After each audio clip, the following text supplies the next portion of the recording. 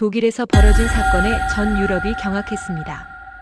연일 42도 폭염으로 하루 300명이 쓰러지는 대참사가 벌어졌는데 그 같은 시각 한국은 39도에도 불구하고 사망자가 단 한 명도 없었습니다. 더 충격적인 건 8월 8일 하루 만에 유럽 최고 기후학자의 모든 상식이 완전히 무너졌다는 겁니다. 입출하는 한국 절기 때문이라고 했는데 과연 믿을 수 있을까요? 독일 정부가 긴급히 한국으로 보낸 전문가가 목격한 것은 서구 과학으로는 절대 설명할 수 없는 충격적 현실이었습니다. 과연 무슨 일이 있었던 걸까요? 이야기를 시작하기 전 어디에서 듣고 계신지 댓글로 남겨주세요. 여러분의 댓글이 영상 제작에 도움을 줍니다. 그럼 바로 시작하겠습니다. 안녕하세요. 저는 마르쿠스 하일리히입니다. 독일 포츠담 기후영향연구소에서 15년째 기후적응 정책을 연구하고 있어요. 유럽연합 기후정책 자문위원으로도 활동하고 있습니다. 솔직히 말씀드리면 한국으로 출장을 떠나기 전까지 저는 완전히 확신하고 있었어요. 서구의 과학적 방법론이 세계 최고라고 믿어 의심치 않았거든요. 동아시아의 전통적 관습 따위가 현대 기후과학을 능가할 리 없다고 생각했습니다. 하지만 제가 얼마나 큰 착각을 하고 있었는지 전혀 몰랐어요.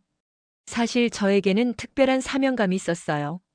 5년 전 제 고향 라인강 유역에서 역사상 최악의 홍수가 발생했거든요. 기후변화로 인한 극한 기상현상이었죠. 그때 184명이 목숨을 잃었고 제 어린 시절 친구도 그중 한 명이었습니다. 그날 이후 저는 기후적응 정책에 모든 것을 걸었습니다. 더 이상 무고한 사람들이 기후변화로 고통받지 않게 하려고요. 15년간 연구하고 또 연구해서 유럽 최고의 전문가가 됐죠. 옥스퍼드 대학에서 박사 학위를 받았고 네이처의 기후적응 관련 논문을 12편이나 발표했습니다. MIT, 하버드, 케임브리지에서 강의 요청도 끊이지 않았어요. 하지만 무엇보다 중요한 것은 제가 개발한 정책들의 실효성이었습니다. 지난 10년간 제가 설계한 기후적응 정책으로 독일에서만 연간 50억 유로의 기후 피해를 줄였어요. 2024년 7월 베를린에서 역사상 최악의 폭염이 시작됐습니다. 연일 42도를 넘나드는 기온에 도시 전체가 마비됐어요. 제가 10년간 공들여 만든 독일의 폭염 대응 시스템이 완전히 무너진 거였습니다. 하루에 300명씩 열사병으로 쓰러지고 전력망은 과부하로 계속 정전됐어요. 지하철도 운행을 중단했고 학교와 회사들도 문을 닫아야 했습니다. 그런데 정말 이상한 일이 벌어졌어요. 그 같은 시기 한국 서울은 39도였는데 사망자가 단 한 명도 없다는 거였어요. 처음엔 오보라고 생각했습니다. 39도면 독일보다 3도나 낮긴 하지만 여전히 위험한 온도잖아요. 그런데 연일 확인해봐도 정말이었어요. 한국은 폭염 피해가 거의 없었습니다. 어떻게 이런 일이 가능한 걸까요? 가장 충격적이었던 건 제가 설계한 쿨링 센터들이 제 역할을 못했다는 거였어요. 시민들이 몰려들었지만 에어컨 시스템이 과부하로 고장나면서 오히려 더 위험한 상황이 됐습니다. 제가 15년간 자신있게 말해온 과학적 기후 적응이 현실 앞에서 속수무책이었어요. 독일 총리실에서 긴급 소집된 위기 대응 회의에서 저는 완전히 무너졌습니다. 하일리히 박사님이 설계하신 시스템이 왜 작동하지 않는 겁니까? 라는 총리의 질문에 저는 대답할 말이 없었어요. 제가 유럽 최고라고 자부했던 기후적응 전문성이 무용지물이 된 순간이었습니다. 회의실에서 나오면서 저는 정말 절망했어요. 5년 전 친구를 잃었을 때의 그 무력감이 다시 밀려왔습니다. 그때 연방환경부 장관이 저에게 특별한 제안을 했습니다. 하일리히 박사, 동아시아 전통 기후 지식에 대한 긴급 조사가 필요합니다. 한국으로 가서 그들의 기후 적응 방식을 연구해 주세요라고 말했어요. 처음엔 어이가 없었습니다. 동아시아 전통 지식이라니요? 제가 15년간 연구해온 과학적 방법론보다 나을 게 뭐가 있다는 걸까요? 장관이 계속 설명했어요. 한국에는 24절기라는 전통적인 기후 분류 체계가 있다고 합니다. 3000년간 축적된 기후 관측 데이터라고 하네요. 특히 입출하는 절기 이후에는 폭염 대응 방식이 완전히 달라진다고 합니다. 저는 속으로 웃었어요. 3000년 전 농업사회의 미신적 관습이 현대의 기후과학보다 정확할 리 없잖아요. 장관님, 현대 기후과학은 위성 관측, 슈퍼컴퓨터 시뮬레이션, 빅데이터 분석을 기반으로 합니다. 전통적인 관습은 과학적 근거가 부족해요라고 말씀드렸습니다. 하지만 장관은 확고했어요. 박사님, 지금 우리의 과학적 방법이 실패했지 않습니까? 다른 접근법을 시도해 볼 때가 된 것 같습니다라고 했어요. 결국 저는 2024년 8월 5일 한국으로 출발했습니다. 솔직히 형식적인 출장이라고 생각했어요. 며칠 한국 기상청을 둘러보고 보고서 하나 쓰면 되겠다 싶었습니다. 하지만 한국에서 제가 경험하게 될 일들은 제 인생 전체를 바꿔놓을 만큼 충격적이었어요. 인천공항에 도착한 순간부터 뭔가 이상했습니다. 베를린을 떠날 때는 42도였는데 서울도 39도라고 했거든요. 비슷한 온도인데 체감이 완전히 달랐어요. 공항에서 나오자마자 느꼈는데 분명히 덥긴 했지만 베를린에서 느꼈던 그 숨막히는 느낌은 아니었습니다. 제가 항상 휴대하는 정밀 온습도계를 확인해 봤어요. 온도는 38.7도로 정확했는데 습도와 체감 온도가 이상했습니다. 베를린에서 같은 온도일 때와는 확실히 다른 수치가 나왔어요. 아마 바다 근처라서 그런가 보다라고 생각했지만 뭔가 더 근본적인 차이가 있는 것 같았습니다. 공항 리무진을 타고 시내로 이동하면서 계속 관찰했어요. 차창 밖으로 보이는 사람들의 모습이 베를린과 달랐습니다. 39도에도 불구하고 사람들이 비교적 정상적으로 활동하고 있었어요. 베를린에서는 35도만 넘어도 거리가 텅텅 비는데 말이죠. 호텔에 체크인하고 나서 기상청에 연락했습니다. 다음 날부터 본격적인 조사를 시작하기로 했어요. 그런데 기상청 담당자가 이상한 말을 했습니다. 박사님, 내일이 입추예요. 아마 많은 변화를 느끼실 겁니다라고 하더군요. 저는 네, 계절이 바뀌는 시점이군요라고 대답했지만 속으로는 별로 기대하지 않았어요. 그날 밤 호텔에서 한국의 기후 데이터를 미리 분석해 봤습니다.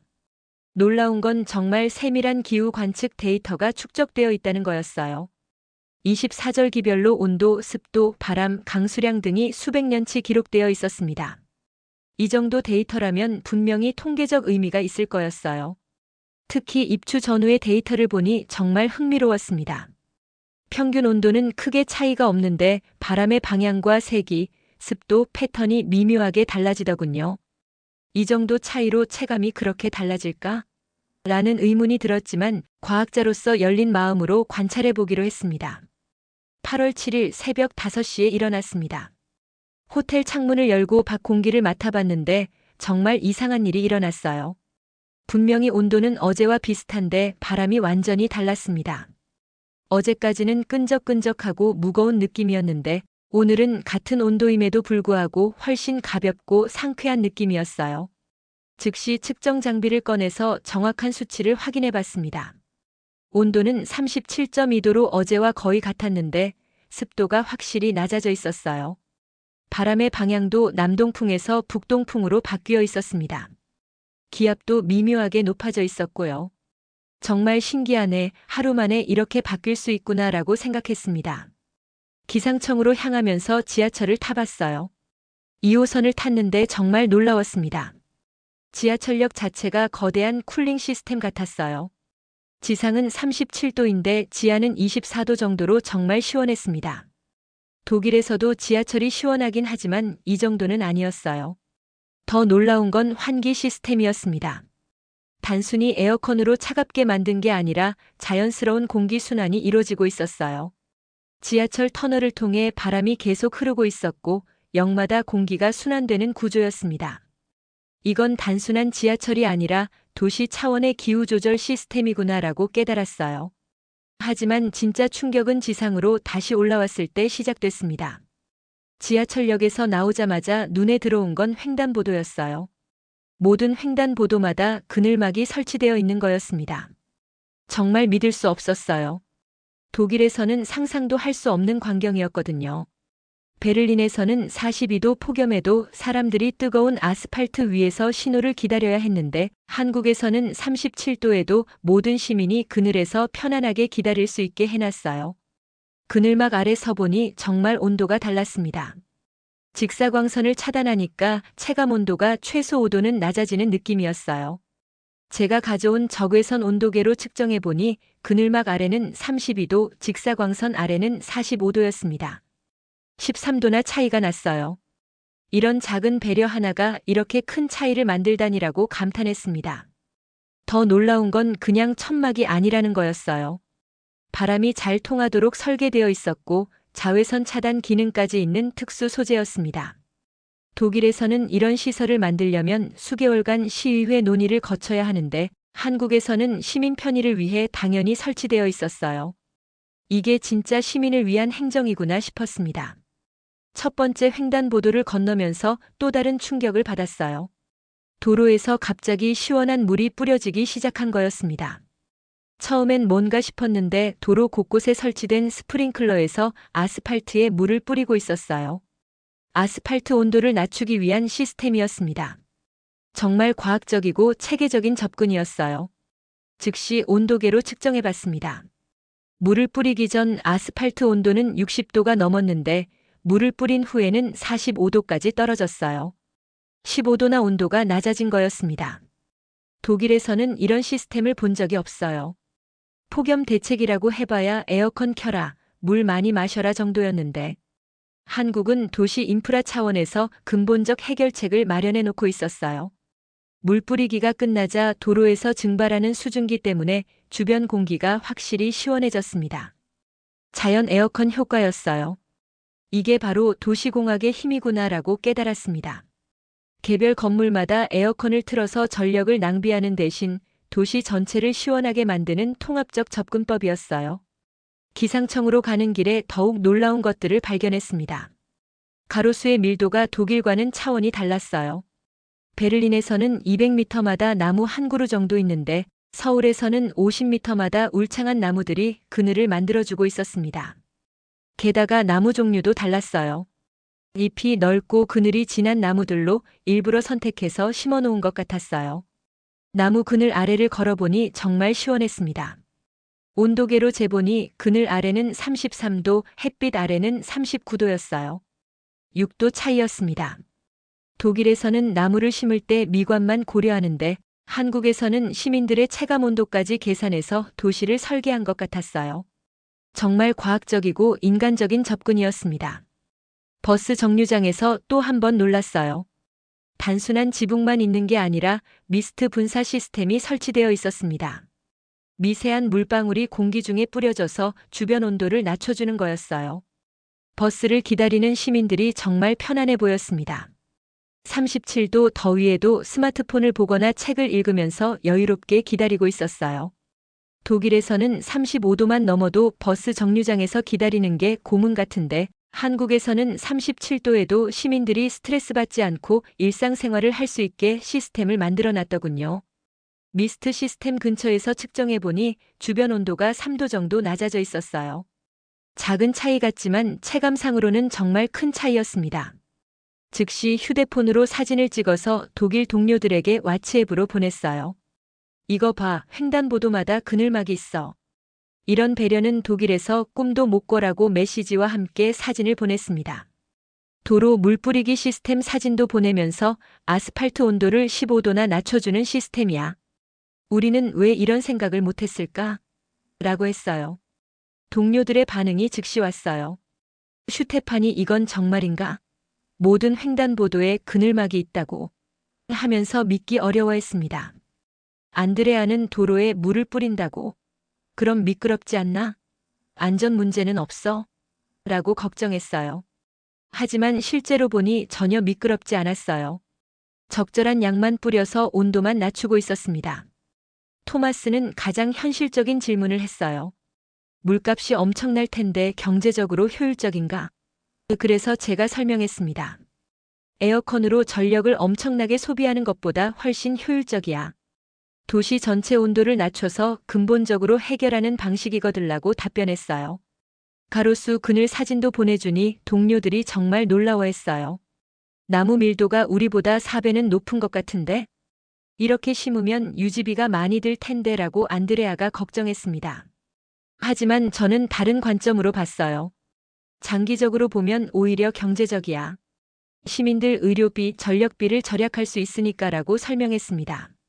버스 정류장 미스트 시스템 사진을 보고는 모든 동료들이 감탄했어요. 이런 시스템은 처음 봐. 정말 혁신적인 아이디어네라고 토마스가 말했습니다. 독일에서도 도입해 볼 만한 것 같은데 비용이 얼마나 들까? 라고 슈테판이 관심을 보였어요. 제가 계속 사진을 보내주니 동료들의 인식이 바뀌기 시작했어요. 한국이 이렇게 체계적으로 폭염에 대비하고 있다니 정말 놀라워라고 안드레아가 인정했습니다. 우리가 배울 점이 정말 많은 것 같아라고 토마스도 말했어요. 그때 정말 감동적인 장면을 봤습니다. 한 할머니가 무거운 짐을 들고 가시는데 힘들어하고 계셨어요. 그런데 길 건너편에서 온 젊은 남성이 달려와서 도와드리는 거였어요. 그리고는 할머니를 가장 가까운 그늘막까지 모셔다 드리더군요.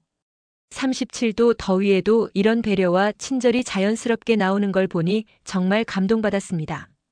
한국 사람들은 더위 때문에 짜증내거나 예민해지지 않네라고 생각했어요. 독일에서는 30도만 넘어도 사람들이 신경질적으로 변하는데 여기서는 37도에도 서로를 배려하고 도와주고 있었습니다. 도시 인프라가 잘 갖춰져 있으니까 사람들 마음에도 여유가 있는 것 같았어요. 또 한 가지 놀라운 걸 발견했습니다. 상점가에서는 문 앞마다 작은 선풍기나 미스트 분사기가 설치되어 있었어요. 지나가는 사람들을 위한 배려였습니다. 독일에서는 상점 에어컨이 밖으로 새어나가지 않게 문을 꽁꽁 닫아두는데 한국에서는 오히려 지나가는 시민들과 시원함을 나누고 있었어요. 정말 다른 문화였습니다. 심지어 공중화장실에도 작은 에어컨이나 선풍기가 설치되어 있었어요. 독일 공중화장실은 여름에 정말 지옥 같은데 한국에서는 잠깐 들러서 더위를 식힐 수 있는 피난처 역할까지 하고 있었습니다. 시민들을 위한 세심한 배려가 도시 곳곳에 스며들어 있었어요. 기상청에 도착해서 김태준 연구관을 만났습니다. 40대 초반의 온화한 분이었는데 절기와 현대 기후과학을 융합한 연구를 하신다고 했어요. 처음엔 전통과 과학을 어떻게 융합한다는 건지라고 의심스러웠지만 그분의 설명을 들어보니 생각이 바뀌기 시작했습니다. 박사님, 24절기는 단순한 전통이 아니에요. 3000년간 축적된 정밀한 기후 관측 데이터베이스조라고 김 연구관이 말했습니다. 그러면서 컴퓨터 화면에 엄청난 양의 데이터를 보여줬어요. 절기별로 분류된 온도, 습도, 바람, 기압, 강수량 데이터가 수백 년치 축적되어 있었습니다. 특히 입추는 여름에서 가을로 넘어가는 전환점이에요. 미시적으로는 큰 변화가 없어 보이지만 거시적으로는 기후 시스템 전체가 바뀌기 시작하는 시점이죠라고 설명했어요. 데이터를 보니 정말 그랬습니다. 입추를 기점으로 바람 패턴, 습도 변화, 기압 분포가 미묘하지만 일관되게 달라지고 있었어요. 하지만 이런 미세한 변화가 실제 생활에 그렇게 큰 영향을 줄까요? 라고 제가 물어봤습니다. 김 연구관이 웃으며 대답했어요. 오늘 직접 체험해 보시죠. 한강으로 가서 실제로 느껴보세요. 어제와 오늘의 차이를 분명히 느끼실 겁니다. 오후에 한강공원으로 갔습니다. 여의도 한강공원이었는데 정말 놀라운 광경이 펼쳐져 있었어요. 37도의 더위에도 불구하고 수많은 사람들이 야외 활동을 하고 있었습니다. 가족 단위로 피크닉을 즐기는 사람들, 자전거를 타는 사람들, 산책하는 연인들까지 정말 다양했어요. 베를린에서는 35도만 넘어도 모든 야외 활동이 중단되는데 여기서는 37도에도 사람들이 여유롭게 시간을 보내고 있었습니다. 정말 신기했어요. 혹시 한국 사람들이 유전적으로 더위에 강한 건 아닐까 싶어서 측정 장비로 다시 확인해 봤어요. 온도는 분명히 37도였습니다.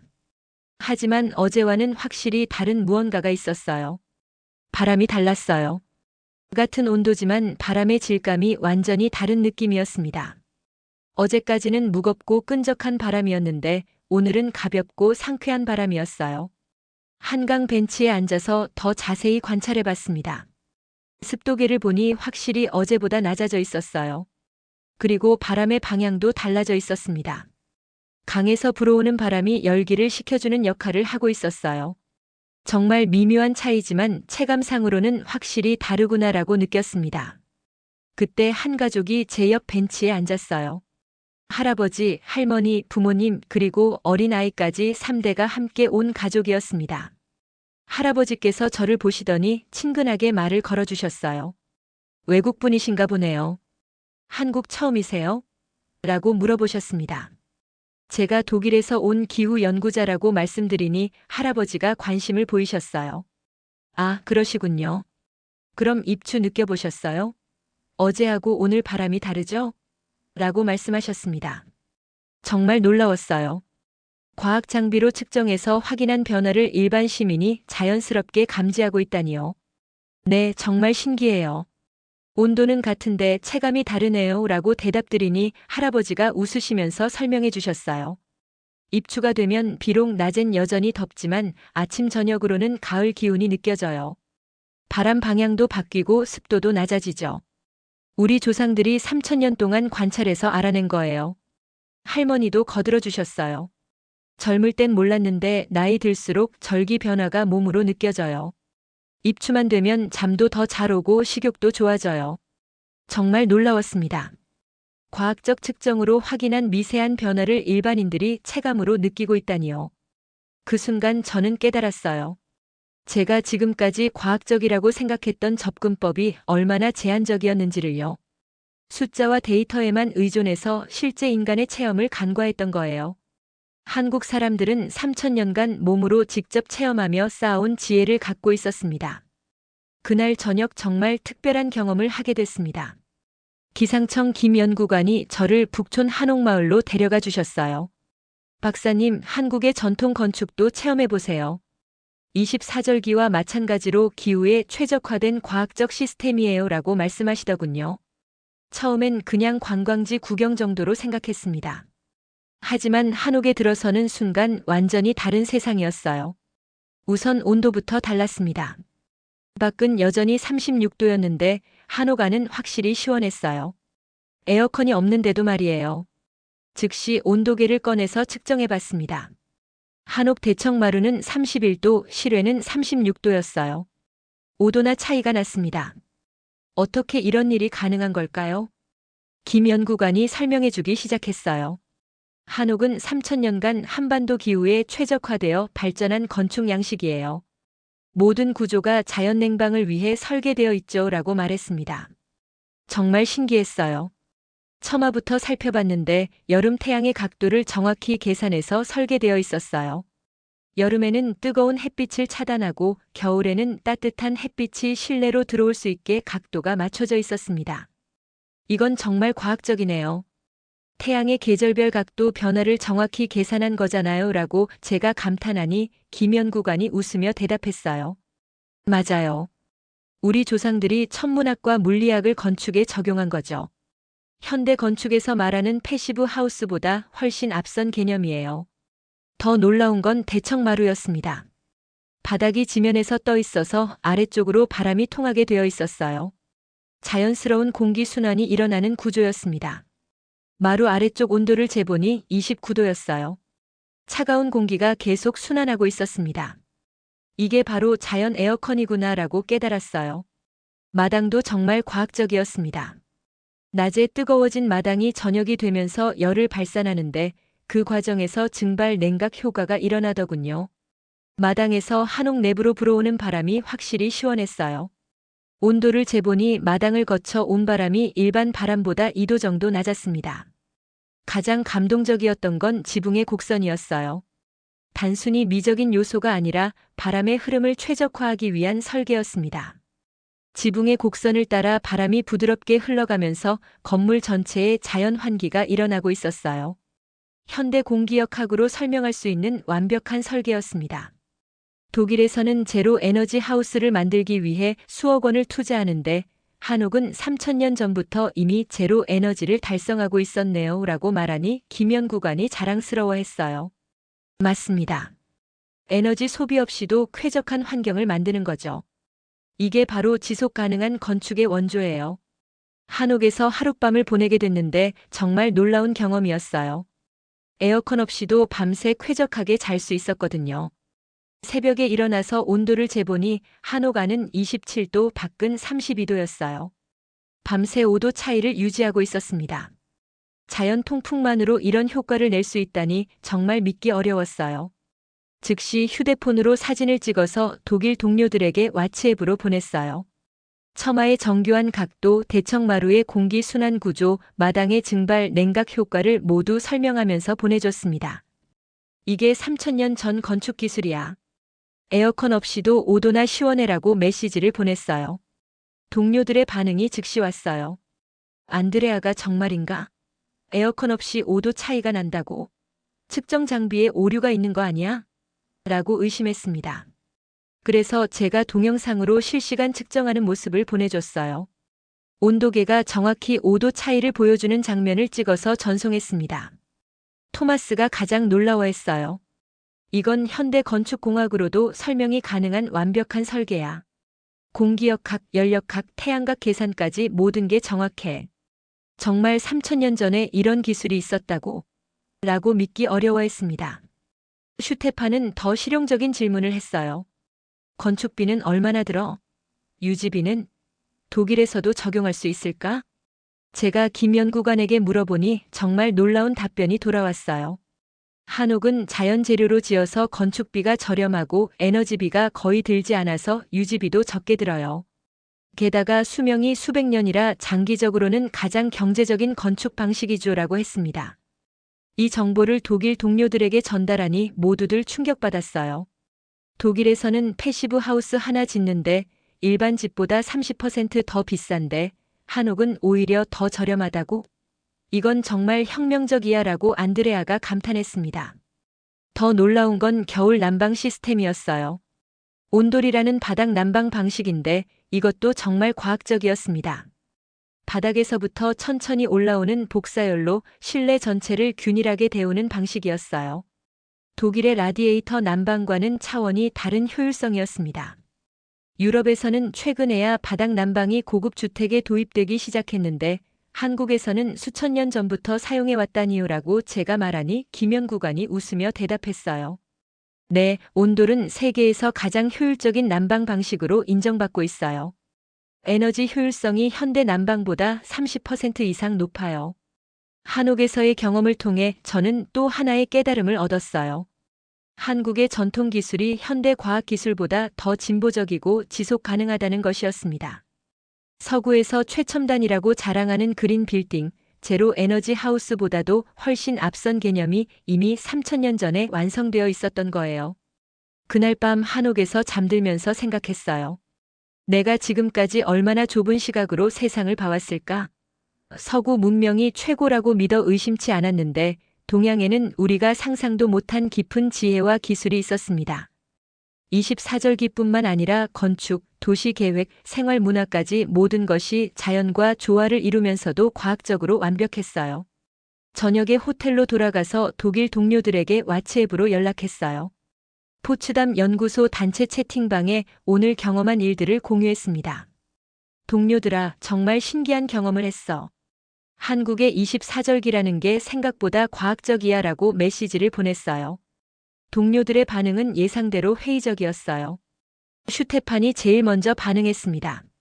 마르쿠스, 설마 미신을 믿는 건 아니지?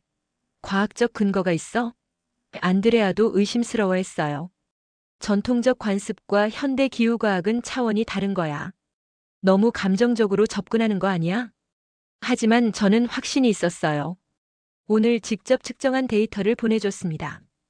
입추 전후의 온도, 습도, 바람 방향, 기압 변화 데이터를 모두 공유했어요. 숫자로 보면 미세한 차이지만 실제 체감상으로는 확실히 달라. 이건 단순한 미신이 아니야 라고 설명했습니다. 토마스가 흥미로워하기 시작했어요. 정말? 그럼 통계적으로 유의미한 차이가 있다는 거야? 그래서 제가 기상청에서 받은 수백 년치 데이터도 공유해줬습니다. 24절기별로 분류된 방대한 기후 데이터베이스였어요. 동료들이 점점 관심을 보이기 시작했습니다. 다음 날부터 본격적인 연구를 시작했어요. 기상청에서 박미영 박사를 소개받았는데 전통기후 지식을 현대과학으로 재해석하는 연구를 하시는 분이었습니다. 정말 놀라운 연구 결과들을 보여주셨어요. 24절기는 태양의 위치를 기준으로 1년을 24등분한 체계예요. 하지만 단순한 날짜 구분이 아니라 기후 패턴의 변화를 정확히 반영하는 시스템이죠라고 박 박사가 설명했습니다. 컴퓨터 시뮬레이션으로 보여주신 데이터가 정말 정확했어요. 입추를 기점으로 동아시아 지역의 기압 배치가 바뀌기 시작한다는 걸 확인할 수 있었어요. 태평양 고기압이 약해지면서 시베리아 고기압의 영향이 조금씩 커지기 시작하는 거였습니다. 미세한 변화지만 장기적으로는 기후 전체를 바꾸는 중요한 전환점이었어요. 그럼 이런 변화를 미리 예측해서 정책에 반영할 수 있다는 말씀이신가요? 라고 제가 물어봤습니다. 박 박사가 환하게 웃으며 대답했어요. 물론이죠. 우리는 이미 절기를 고려한 기후 적응 정책을 운영하고 있어요. 정말 놀라운 시스템이었습니다. 절기별로 다른 폭염 대응 전략을 준비해 놓고 있었어요. 입추 이전에는 강력한 냉방에 의존하지만 입추 이후에는 자연 바람을 활용한 냉각 시스템으로 전환하는 거였습니다. 에너지 효율성도 높이고 시민들의 체감도 개선하는 일석이조의 효과였어요. 일주일간 한국에서 연구하면서 정말 많은 걸 배웠습니다. 가장 큰 깨달음은 과학이라는 개념 자체를 다시 생각하게 된 거였어요. 서구의 현대 과학만이 진정한 과학이라고 생각했는데 동양의 전통 지식도 충분히 과학적이고 체계적이었습니다. 특히 인상 깊었던 건 시간의 개념이었어요. 서구 과학은 짧은 기간의 정밀한 관측에 의존하는데 동양 과학은 긴 시간에 걸친 패턴 관찰에 기반하고 있었어요. 둘 다 각각의 장점이 있고 함께 결합하면 더 완전한 이해가 가능할 것 같았습니다. 한국에서의 마지막 밤, 저는 종합 보고서를 작성했습니다. 제목은 동아시아 전통 기후 지식의 현대적 활용 가능성이었어요. 단순한 출장 보고서가 아니라 유럽 기후 정책의 패러다임을 바꿀 수 있는 제안서를 만들고 싶었습니다. 보고서의 핵심은 세 가지였어요. 첫째, 24절기는 과학적으로 검증 가능한 기후 분류 체계다. 둘째, 전통 지식과 현대 과학의 융합을 통해 더 효과적인 기후 적응이 가능하다. 셋째, 유럽도 자체적인 전통 기후 지식을 재발굴하고 현대화해야 한다. 독일로 돌아가는 비행기에서 동료들에게 최종 보고를 왓츠앱으로 보냈어요. 이번 출장은 제 인생을 바꿨어요. 우리가 놓치고 있던 중요한 지혜를 발견했습니다라고 메시지를 보냈습니다. 사진과 동영상, 그리고 측정 데이터까지 모든 걸 공유했어요. 동료들의 반응이 완전히 바뀌어 있었어요. 토마스가 정말 놀라워. 이 데이터들을 보니 확실히 뭔가 있는 것 같아라고 말했습니다. 안드레아도 우리도 유럽의 전통 기후 지식을 찾아봐야겠어. 분명히 비슷한 게 있을 거야라고 관심을 보였어요. 베를린에 도착해서 가장 먼저 한 일은 연방환경부에 보고하는 것이었어요. 장관이 직접 브리핑을 요청했습니다. 1시간 동안 제가 경험한 모든 것을 상세히 보고했어요. 특히 입추 전후의 기후 변화와 한국의 적응 시스템에 대해 집중적으로 설명했습니다. 장관의 반응이 정말 놀라웠어요. 하일리 박사, 이건 정말 혁신적인 발견이군요. 즉시 전문가 위원회를 구성해서 도입 방안을 검토하겠습니다라고 말했습니다. 그 자리에서 저를 동서양 기후지식 융합 프로젝트 책임자로 임명했어요. 가장 극적인 순간은 독일 총리의 공식 발표였어요. 제가 제출한 보고서를 바탕으로 독일 정부가 중대한 결정을 내린 거였습니다. 독일은 동아시아의 전통 기후 지식을 현대 기후 정책에 도입하기로 결정했습니다. 이는 기후 적응의 새로운 패러다임을 여는 역사적 결정입니다라고 공식 발표했어요. 유럽연합 차원에서도 관심이 폭발했습니다. EU 집행위원장이 직접 한국 정부에 기후 협력을 제안했어요. 24절기 기반 기후 정책 공동연구라는 거대한 프로젝트가 시작된 거였습니다. 프랑스, 이탈리아, 스페인도 연달아 참여를 표명했어요. 1년 후 유럽의 기후 정책은 완전히 바뀌었어요. 모든 EU 국가가 자국의 전통 기후 지식을 재발굴하기 시작했습니다. 독일에서는 게르만족의 계절 구분법을, 프랑스에서는 켈트족의 자연 달력을 현대화하는 프로젝트가 진행됐어요. 가장 놀라운 성과는 기후 적응 효과였어요. 전통 지식을 활용한 새로운 정책으로 폭염 피해가 60% 감소했습니다. 에너지 효율성도 40% 향상됐고 시민들의 만족도도 크게 높아졌어요. 제가 15년간 추구해왔던 효과적인 기후 적응이 드디어 실현된 거였습니다. 지금 저는 포츠담 연구소에 동서양 기후지식 융합센터를 설립해서 운영하고 있어요. 전 세계에서 연구자들이 몰려와서 전통 지식과 현대 과학의 융합을 연구하고 있습니다. 특히 한국에서 온 연구진들과의 협업이 정말 활발해요. 제 연구실에는 한국에서 가져온 24절기 달력이 걸려 있어요. 매일 그걸 보면서 자연의 리듬에 맞춰 연구 계획을 세웁니다. 동료들이 처음엔 이상하게 봤지만 이제는 모두가 절기의 과학적 가치를 인정하고 있어요.